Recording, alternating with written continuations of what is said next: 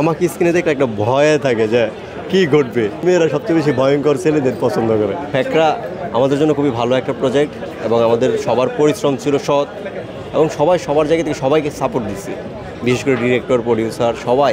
আমরা এত ফ্যাকরাতে পড়ছি শ্যুট করতে গিয়ে, তো হ্যাঁ একদম সার্থক বলা যায়। আমি একই ক্যারেক্টার আবার কীভাবে ডিফারেন্টভাবে তৈরি করা যায় এটা নিয়ে একটা মজা পাচ্ছি আর কি।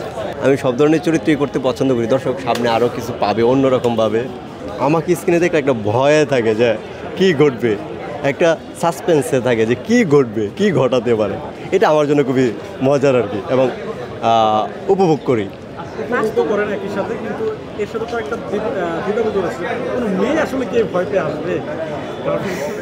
না না না, আসলে আমি যতটুকু জানি উনি একজন মেয়ে, উনি জানে যে যে ছেলেরা বেশি ভয়ঙ্কর হয় তারা তত বেশি সফট হয়। এই জন্য মেয়েরা সবচেয়ে বেশি ভয়ঙ্কর ছেলেদের পছন্দ করে। এটা আপনি আমার থেকে ভালো বলতে পারবেন। এটা আমার অ্যানালাইসিস এবং আমার অভিজ্ঞতা থেকে আমি বলতে পারি।